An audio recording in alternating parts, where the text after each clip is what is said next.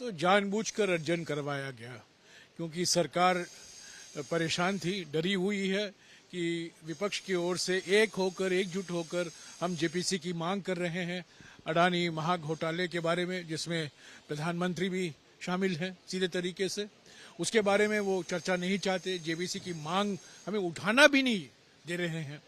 तो ये सब एक प्लान था, एक रणनीति थी। लोकसभा में और राज्यसभा में मंत्री उठे और माफी मांगो का नारा लगाया।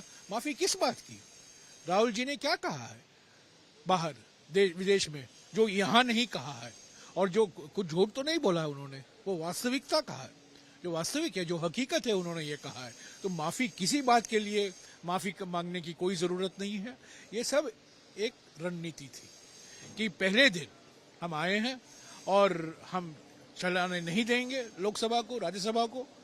ऐसा हो रहा है, देखिए शोर कौन मचा रहा है?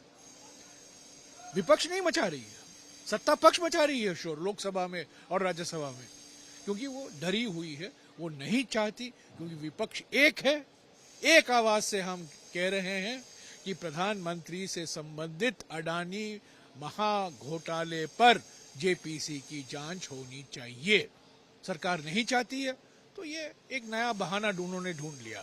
तो सर आगे क्या रहेगा? आगे भी क्या ऐसे हम मांग से पीछे नहीं हटेंगे। देखिए कई ऐसे मुद्दे हैं, एक तो जेपीसी का मुद्दा है, और ये जो ईडी और सीबीआई का दुरुपयोग हो रहा है विपक्ष के नेताओं, विपक्ष पार्टियों के ऊपर, वो भी एक मुद्दा है। चीन से संबंधित जो हम कई महीने से हम उठा रहे हैं कि इस पर चर्चा होनी चाहिए। अभी एक और नया मुद्दा आया है, जो एमपी हैं उन प्रिविलेजेस को लेकर।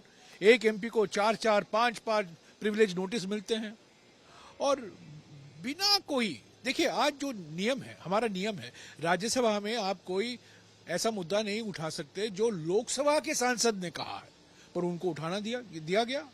लीडर ऑफ द हाउस को बोले वो, और 5 मिनट 7 मिनट बोले, और जब नेता प्रतिपक्ष खड़े हुए उनको 1 मिनट के अंदर उनको चुप कराया गया। तो ये सब रणनीति है। और सारे विपक्ष सत्ता पक्ष के एमपीज खड़े होकर, एक ही उनका मकसद था कि आज पार्लियामेंट नहीं चले ताकि जेपीसी की मांग नहीं उठे। So why there was a ruckus in both of the houses, Lok Sabha and Rajya Sabha.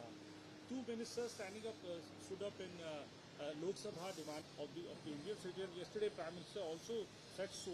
And even in Rajya Sabha, in the house which you represent, the leader of the house, Piyush Goyal, stood up and said that raised the issue. It was all a carefully orchestrated campaign in the Lok Sabha and the Rajya Sabha.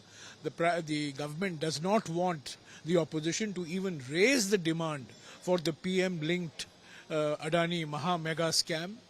They want to suppress that demand. All opposition parties are united. Today, the leader of the House in the Rajya Sabha, in contravention of all rules, was allowed to raise an issue of a statement made by a member of the other house. And what has Mr. Rahul Gandhi said? He has not said anything abroad that he has not said here. He has not said anything which are not borne out by facts. So this maafi mango nara is completely bogus and meaningless. There is no need for maafi mango. Right now, this whole country entire country wants clarity on what this Adani scam is all about. Then we have other issues. We have the issues of the misuse of the ED and the CBI and opposition leaders. We have issues of privilege notices being issued to members of parliament arbitrarily and freely.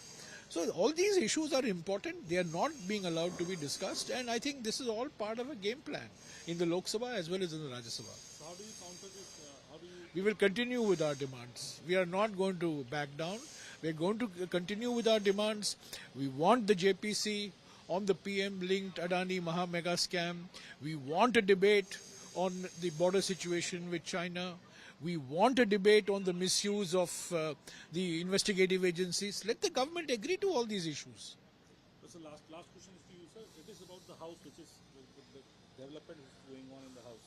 But how do you counter outside the House? Because outside the House... Well, we are continuing to ask. Today I have issued the 27th set of 3 questions to the Prime Minister.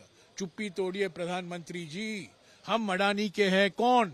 27वां इस श्रृंखला में 3 सवाल पूछे गए हैं। हम ये बरकरार रहेगा, हम पीछे नहीं हटेंगे। जेपीसी की मांग बरकरार रहेगी, सरकार कुछ भी कहे। आज मंशा तो साफ हो गई है सरकार की, लोकसभा में और राज्यसभा में वो चर्चा नहीं चाहते। नमस्कार, मैं हूं मानक गुप्ता। अगर आपको हमारा ये वीडियो पसंद आया हो तो इसे लाइक और शेयर जरूर करें, और हां, हमें सब्सक्राइब और फॉलो करना ना भूलें ताकि आप देश और दुनिया की कोई खबर मिस ना करें। तो जुड़े रहिए हमारे साथ और देखते रहिए न्यूज़ 24।